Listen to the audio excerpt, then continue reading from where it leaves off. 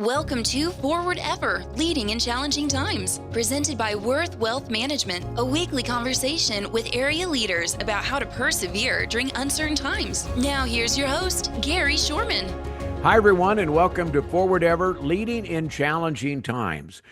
Last summer, Governor Kelly and others, including Senator Jerry Moran, were here in Hays to break ground on the construction of a $19 million building. It's a 50,000 square foot facility that's designed to replace the outdated 1963 armory here in Ellis County. The site will serve as a mobilization hub during state and federal soldier deployments from this area. During the groundbreaking, Senator Moran said that he wanted to establish a Department of Defense Starbase program at the facility, offering students hand-on STEM education and experience.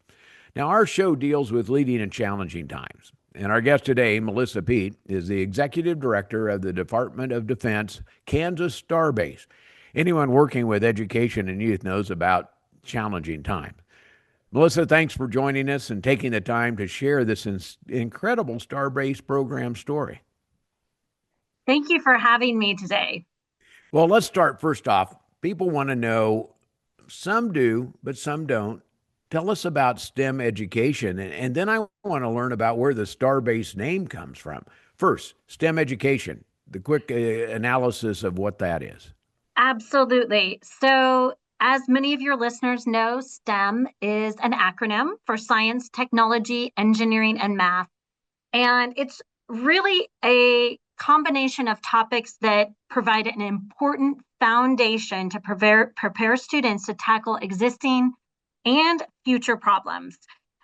Frankly, we live in a quickly changing world where tech is changing every day. We have complex problems that we're faced with, and we need an American workforce that has the skill set ready to compete on a world stage. Well, you have that, and then you combine it with Starbase. How did the name Starbase come about? Well, so Starbase has been a appropriated, funded by Congress program since 1993. But before that, it was actually called Project STARS, as they were putting together a sample program, a pilot program. And from Project STARS, it got turned to Starbase because we are associated with military bases. And so once it became a fully appropriated program, the name officially became DoD Starbase. Well, Starbase is not new to Kansas. We'll talk about that in a little bit. But what will Starbase at the new National Guard Armory, what will that bring, and what will we be doing out there with the Starbase program? Great question. Well, let me first explain a little bit about what Starbase is, what our goals are, what our mission is, etc. So the big picture here, we're a Department of Defense Youth Outreach STEM program. Now, I've worked for Starbase since 2013, so the words Department of Defense Youth Outreach Program kind of roll off my tongue, but in fact, recent changes, I will stand corrected, Department of War. So that just is going to take a little bit of time to get used to. But yeah, same thing for me. I said the same thing when I was thinking about that. It's like, okay, let's just stay with Department of Defense. It just sounds like I know what I'm talking about then. I understand that. So our focus is to prepare tomorrow's generation with the foundation of skills that will hopefully spark a deeper dive into STEM careers. So we do that through a tried and true program where students are they are invited to a Starbase location, of which there are 5 in Kansas. We have Starbases in Kansas City, at McConnell in Wichita, Forbes in Topeka, here at the Armory in Manhattan, and also in Salina. And students come to our program through an application process where we prioritize Title I schools. And when students come to our program, they are treated to an intense 25-hour hands-on, minds-on STEM curriculum. So across the state, we serve about 7,000 fifth graders through our program every year. And I'll just kind of give you a snapshot of what a fifth grade experience might look like. Um, Students experience engineering design competitions. So they are introduced to engineering through a fun hands-on experience, and then we connect a bridge from that experience to what they might want to dive into in their future. If you enjoyed this activity, maybe you want to be an engineer.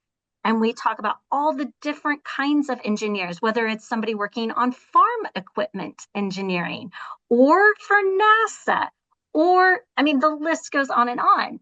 We introduce kids to electricity and electronics. They have a project they work on for creating electronic inventions. And then again, we connect that, we make that bridge to where they could take that interest, whether they want to go to tech school, a junior college, join the military, go to a university, any of these possible pathways that they could dive deeper into electronics, for example. But you start this with fifth graders. We do. You know what? I get that question a lot. Why fifth grade? Why fifth grade? The answer to that is the research is very clear that fifth graders have an open mind about where they might want to go and what they might want to do with their future. So when you introduce them to engineering, they have a very open mind about engineering, for example, versus if you grab your average 17-year-old and you say, how do you enjoy science and math? Well, they've kind of already decided if they are into science and math. And if the answer is, yeah, I'm not really into it, then engineering is off the table. And that's just one of many examples. Whether we're talking about electronics or physics or chemistry or wide coding robots, all of these topics are introduced at Starbase. And we have a tried and true program that has proven to provide pivotal experiences for kids. And we know that through the countless adults who've come back to us and said, I'm so glad I went through the program. I wouldn't be a pilot or working here at NASA. Even kids who've gone through the Kansas programs have found themselves not only changing Kansas, but changing the world through those sparks, those pivotal experiences that sparked additional interest in these topics.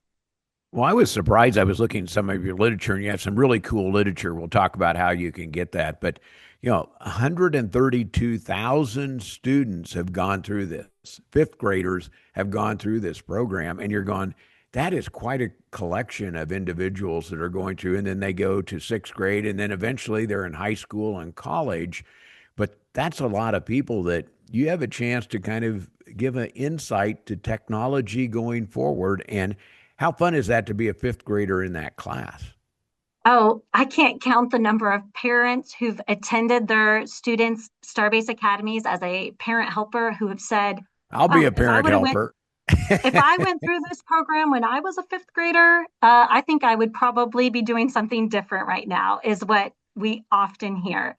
And our program also collaborates with school districts around the state. And in terms of our program is aligned with the next generation science standards, we help schools meet those standards. Schools are required to pay for their busing to get their kids to our program, but we have an amazing network of districts that participate in our program. And as you mentioned, over 130,000 fifth graders have completed their 5-day Starbase program. But I'd like to say that's only about half the story, because we also offer some middle school opportunities. We offer some STEM clubs for middle schoolers who want to dive deeper. We are working on some pilot high school programs, again, for select individuals who want to dive deeper.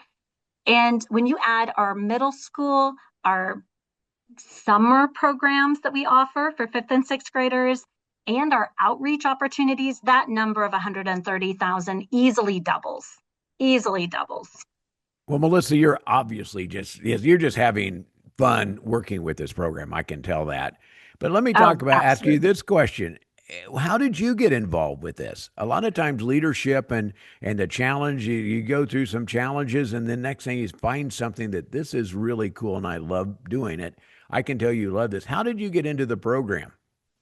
Boy, so that's a great question. Not very many people ask me that. So here's the reality. I attended as a parent volunteer with my oldest child.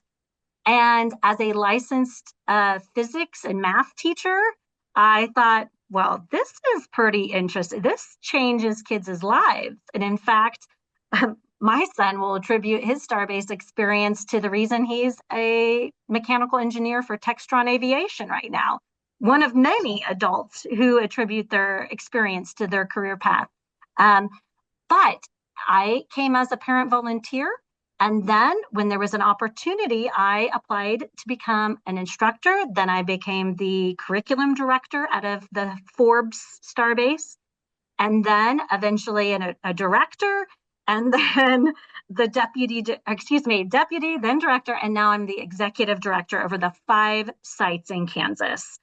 And Well, our program has grown so much over the last 10 years or so. And we have 28 employees across the state. We serve about 7,000 fifth graders every year. And then when you add our outreach and our summer and our middle school programs, we double that number each year now. So I'd have to say that 130,000 on our statistics they're going to jump in leaps and bounds over the years to come. well, your enthusiasm leads to that, and I know some people out listening are now enthused about. They may know a fifth grader or somebody coming Mhm. into that world and saying, "I'd like my fifth grader to be involved with this." How cool would that be? Hang on for just a second. We're going to take a quick break, come back, and we'll talk about how you can get your fifth grader involved with this or at least learn more about the program. Your program is brought to you today by Worth Wealth Management. We'll be back after this. Since 1776, the United States of America continues to stand tall. It's been tested before, many times. Through grit and the ability to move forward, we create better tomorrows. We help our clients live their best lives to and through retirement. We make it easier. Thank you, Kansas. Worth Wealth Management, enhancing lives and strengthening families. Welcome back to Forward Ever, leading in challenging times. Our guest, Melissa Peat, has been talking about the Starbase program here in Kansas. But Melissa, I believe, and maybe correct me if I'm wrong here, but the Starbase program here is connected in a big way to other programs across the country. Is that right? Absolutely. So the 5 programs here in Kansas, and when we eventually have one in Hayes, we'll have 6, are part of a much broader program. So there are actually 85 sites around the country and US territories. And our 5 sites in Kansas are hosted by the Adjutant General's Department. So while we are a federally funded program, the Adjutant General's Department has a cooperative agreement with the National Guard Bureau to host the 5 sites that we currently have in Kansas. So when you look at the sixth one that's going to be coming, do you have a timeline for when that starts? And then my question following that is going to be, how do you get involved with that? Excellent question. So, first of all, the timeline for Hayes. So, we checked in a little bit earlier today to see how the timeline's coming along. The target for having the Readiness Center in Hayes completed is the fall of 2026. So, with that project being on target to finish that fall or winter, we would then be hiring some staff to start and open that program by the fall of 2027. So we are hoping to have the Starbase in Hayes fully operational by the fall of 2027. And obviously, that's going to require us to go out and meet a lot of those school administrators and fifth grade teachers and build a working knowledge about what our program has to offer their school district.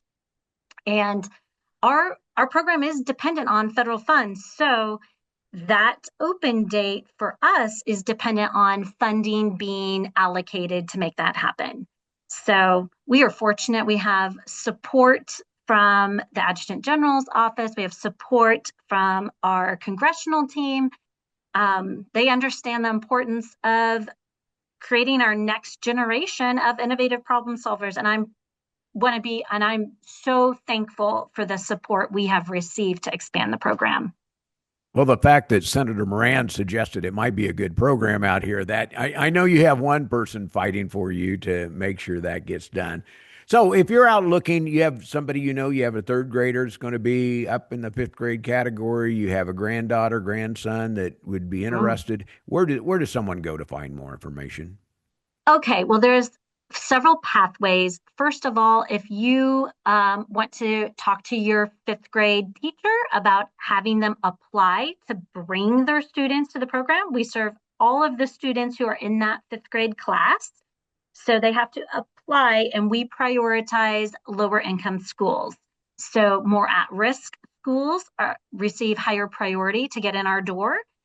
Some sites like the Salina site is able to serve almost 100% of about a 40 plus mile radius of Salina, versus other sites like Topeka have a waiting list. So first and foremost is our school day program where schools can apply to attend. The second option is to sign up as an individual to our summer camps. So summer camp registration is prioritized for students who have not been able to attend during our school year program. So that way, those parents who maybe weren't at a school whose kids attend can still have that opportunity. Our summer camps are free to parents. The registration for summer camps always opens up the Tuesday after spring break. You can find more information about applying for a summer camp spot or your school applying to bring their fifth graders on our website. So just look for Kansas Starbase and kansasstarbase.org, and you'll find additional details about how to get signed up for one of our programs. Well, Melissa, you have a great newsletter that's out there. I downloaded it today, and it's like some fun pictures of what kids are doing. And we talk about creating an imagination for a kid to be able to maybe look ahead and say, I want to be a pilot. I want to be an engineer. I want to do something at NASA. It's a great start for that. Can they go online and download this newsletter? Absolutely. We do have a flyer up there that summarizes our program and our newsletter that has a map that shows the areas that we serve, and our projected coverage over in Hayes is also on that newsletter or that flyer. It also summarizes our middle and high school program initiatives.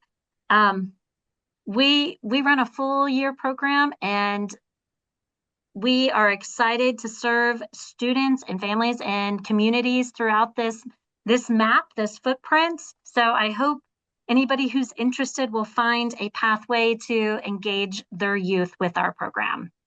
Well, Melissa, leadership takes enthusiasm, and you certainly have enthusiasm for this program. I look forward. Well, thanks for taking time, of course, but I look forward to the next time we talk. Maybe we can be talking specifically about the Hayes program and some of the cool things that are happening maybe a year and a half, 2 years from now that we're not even thinking about today, because that's the way things are changing.